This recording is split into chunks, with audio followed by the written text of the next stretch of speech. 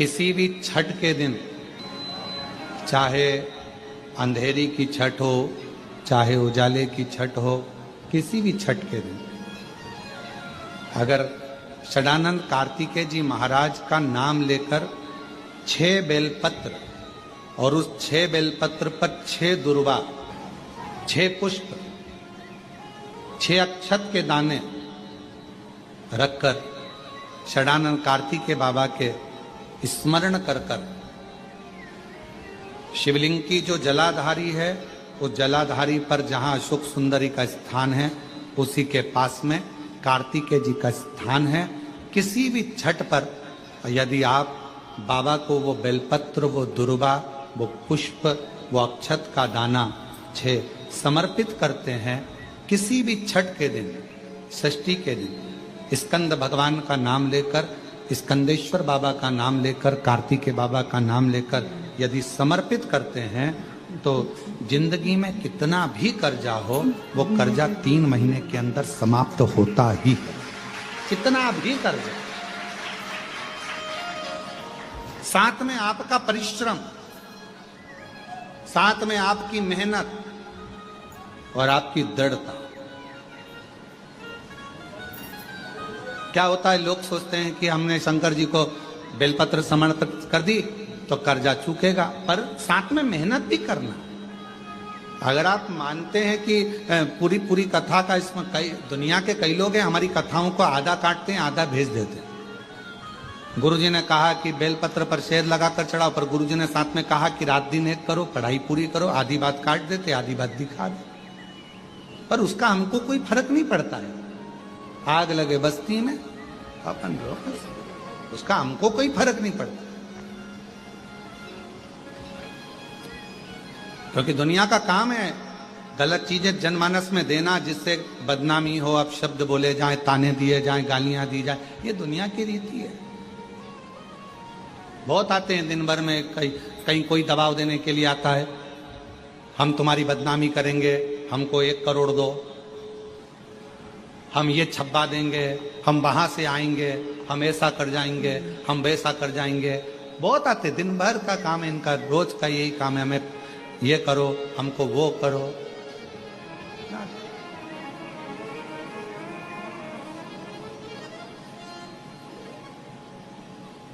शिव तत्व है, दबाव देने वाले ढेर मिलेंगे, अपशब्द कहने वाले ढेर मिलेंगे, ताना देने वाले ढेर मिलेंगे, पर आप अपनी पूर्ण ऊर्जा के साथ में शिव महापुराण की कथा कथी है। 6 बेलपत्र, 6 पुष्प, 6 दुर्वा, 6 चावल के दाने और साथ में अपना परिश्रम पूर्ण करो। छठ के दिन स्कंद भगवान का नाम लेकर, स्कंदेश्वर का नाम लेकर भगवान शंकर के जलाधारी पर समर्पित करो, शिव जी से प्रार्थना करो और अपनी मेहनत को 4 चांद लगाओ। कर्जा चूकेगा जरूर, समाप्त जरूर। कर्जा का मतलब ये नहीं है कि आप कर्जा करे हो तो मेरे से बन नहीं रहा, मेरे प्राण छूट जाए तो अच्छा, मैं तो मर जाऊं, मैं टेंशन में हूं, मैं डिप्रेशन में हूं, बहुत परेशान हो गया, ऐसा हो गया। ना ना, दुख आता है, जब सुख आया, सुख चले गया तो दुख आएगा, तो दुख भी जाएगा, दुख भी समाप्त होगा, उसमें क्या विचार कर। ऐसा तो नहीं है कि दुख समाप्त नहीं होगा, दुख नहीं जाएगा, सुख आया है। जब हमारे अच्छे दिन अगर समाप्त हुए हैं तो दुख भी समाप्त जरूर होगा, फिर वापस सुख आएगा। थोड़ा हिम्मत, थोड़ा धैर्य, थोड़ा हृदय पर भाव एकाग्रित करो कि नहीं नहीं, मेरा शंभु, मेरा शंकर, मेरा त्रिकालदर्शी, मेरा कैलाशी, मेरा अविनाशी, मेरा शिव मेरा दुख काट। शनिवार के दिन जो पीपल के वृक्ष में सरसों के तेल का दीप लगाता है, उसको शनि कभी परेशान नहीं करता। एक बात हमेशा ध्यान रखिएगा, मान लो अगर कोई भारी रोग ऐसा शनि महाराज के कारण हो गया हो, अच्छे काम करते करते उल्टे हो रहे हैं, होते हैं किसी किसी के साथ में, विपरीत परिस्थितियां आ जाती है, अच्छा करने जाओ बुरा हो जाता है, अच्छा कर्म करने जाओ बुरा हो जाता है। तो पीपल के वृक्ष की जो छाल होती है, छाल देखिए, पीपल के वृक्ष में जो छाल लगी होती है, उस छाल को घिसकर चंदन बनाकर भगवान शंकर का स्नान कराकर, अभिषेक कराकर, पूजन कराने के बाद में पिपलेश्वर महादेव का नाम लेकर, कौन से महादेव? पिपलेश्वर महादेव का नाम लेकर वो जो घिसी हुई छाल होती है, उस छाल का तिलक भगवान शंकर को लगा लो और उसी का थोड़ा सा भाग अपने कंठ पर, मस्तक पर लगाना प्रारंभ कर दो। धीरे धीरे जो विपरीत दशा है वो सुधरना प्रारंभ हो जाती है। पर नाम याद रखना, पिपलेश्वर।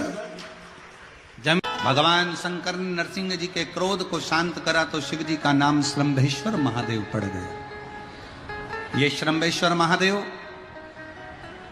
कोई साधारण महादेव का नाम नहीं है।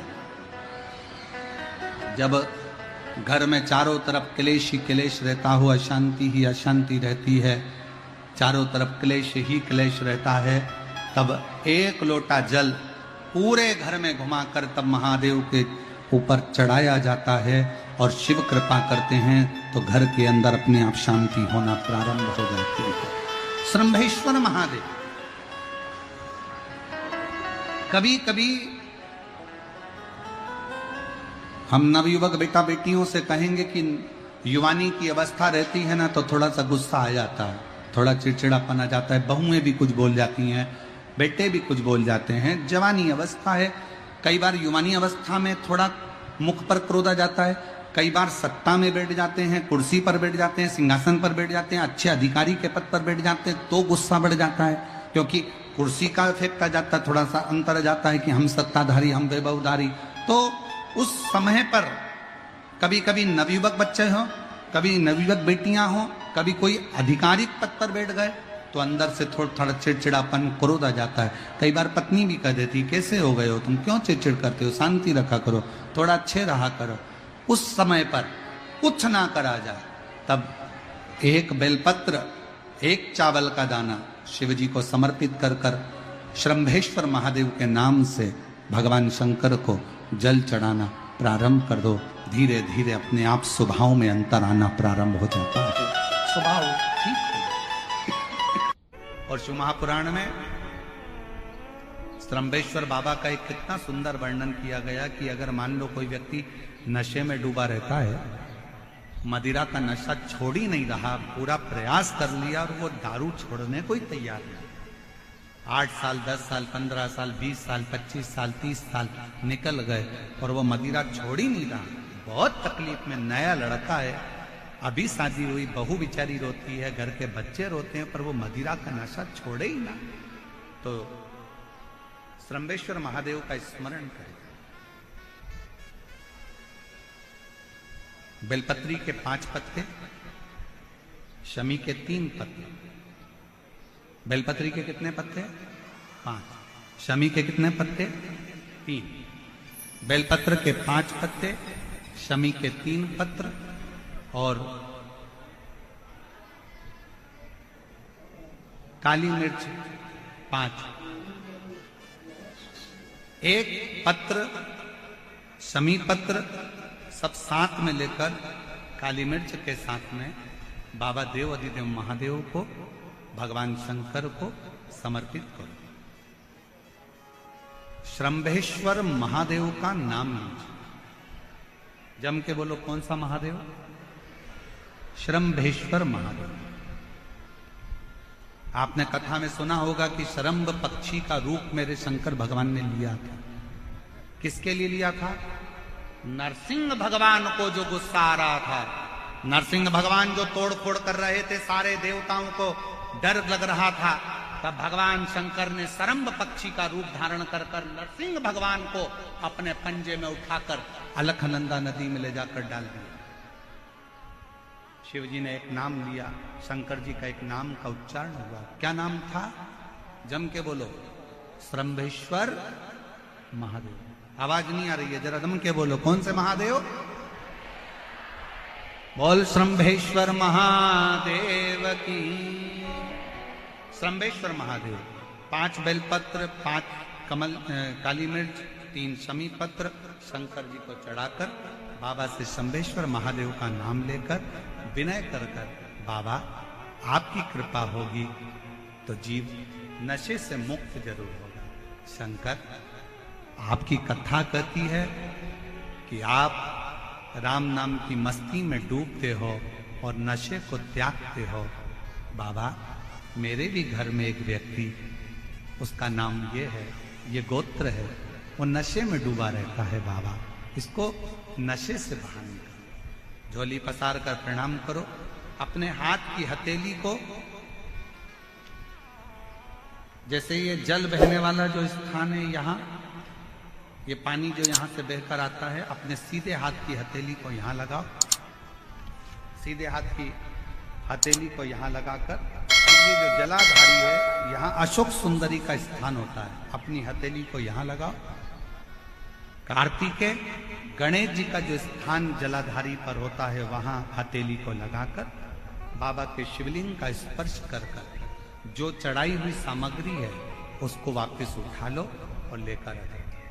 शमी पत्र मदिरा पीने वाले व्यक्ति के कक्ष में रख दो, और एक बेलपत्र और एक काली मिर्च, जो मदिरा के नशे में लगा रहता है, सुबह के टाइम पर बेलपत्र, शाम के समय पर काली मिर्च, किसी भी तरह से उसको खाने में देना प्रारंभ करिए।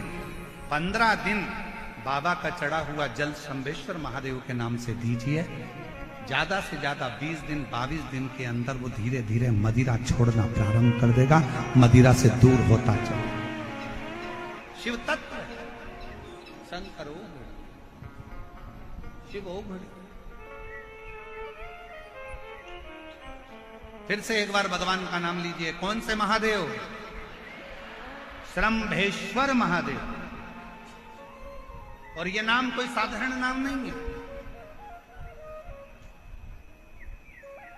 कितना भी घर में झगड़ा हो रहा हो, भाई भाई का झगड़ा हो, रिश्तेदारों का झगड़ा हो, कोर्ट कचहरी चल रही हो, अगर आप तकलीफ में हैं तो एक लोटा जल श्रंभेश्वर महादेव के नाम से शिव जी पे चढ़ाओ। धीरे धीरे धीरे धीरे अंतर।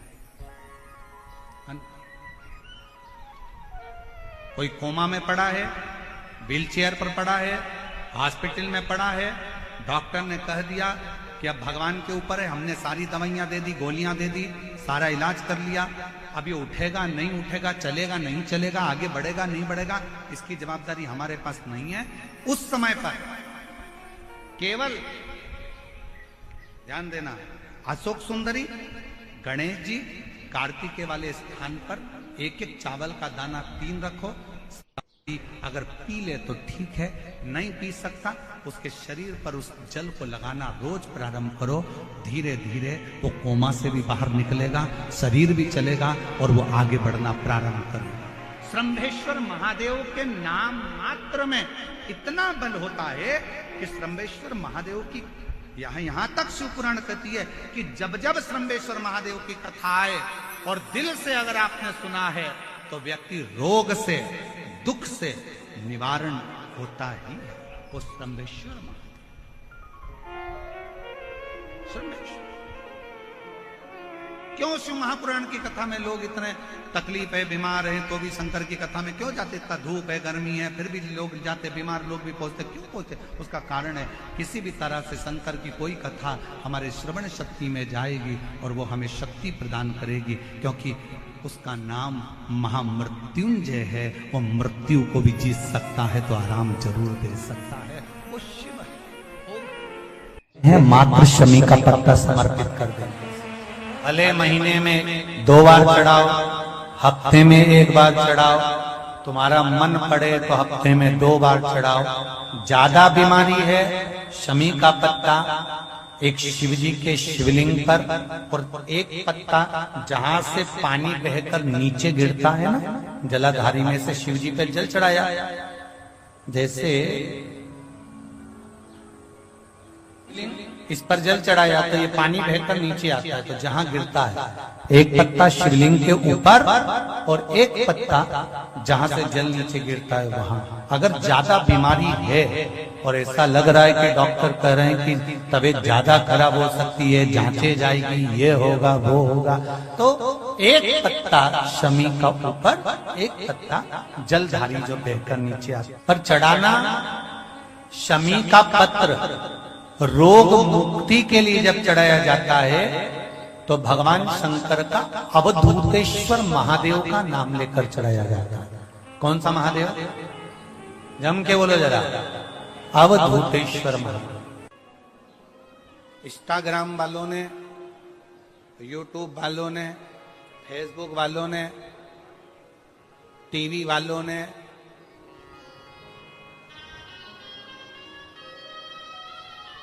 जितना फेसबुक है, जितना टीवी है, जितना इंस्टाग्राम है, जितनी सोशल मीडिया है, इन्होंने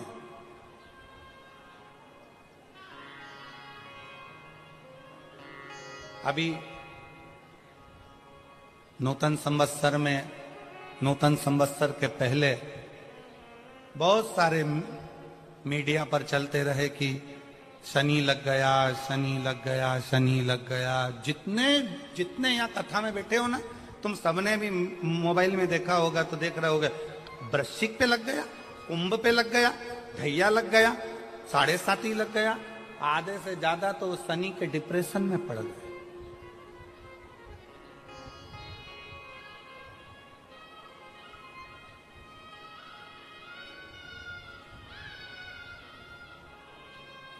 अरे भाई, शिव महापुराण की कथा को उठाकर देखिए। दुनिया के लोगों को शनि लगता है, शनि को शंकर लगता है।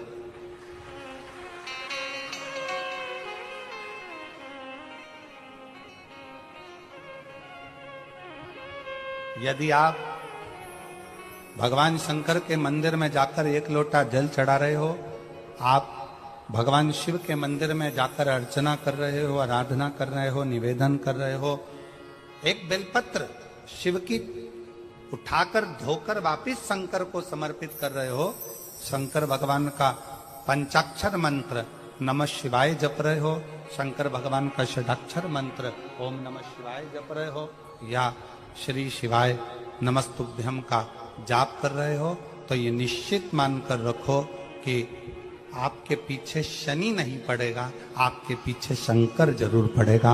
और शंकर जब हमारे पीछे पड़ेगा तो हमारा उद्धार अपने आप करेगा। जिस व्यक्ति की बीमारी खत्म ही नहीं हो रही, कभी पांव में दर्द आ गया, कभी कमर में दर्द आ गया, कभी पीठ में दर्द आ गया, कभी सिर में दर्द आ गया, कभी आंखों में तकलीफ हो गई, कभी दमा चलने लगा, सांस चलने लगी, कभी डॉक्टर को दिखाया तो थायराइड हो गया, कभी ब्लड कम हो गया, कोई प्लेटलेट कम हो गई, कोई कुछ हो गया, कोई कुछ हो गया। डॉक्टर को दिखाओ, डॉक्टर जो दवाई दे कुंदकेश्वर महादेव के नाम से उसको खाओ। तुमको ऐसा लगे कि ये शरीर का रोग तो समाप्त तो हो ही नहीं रहा, एक ना एक रोग चल ही रहा, ये रोग समाप्त होने का नाम ही नहीं ले रहा। पिपलेश्वर महादेव का नाम लेकर, और पिपलेश्वर महादेव का नाम लेकर किसी भी शिवालय में, शंकर के मंदिर में जाकर एक बेलपत्र रखकर उस जो प्रसाद तुम बना कर ले गए हो, जो तुम भोग बना कर ले गए हो, उसका स्पर्श कर कर पिपलेश्वर महादेव का नाम लेकर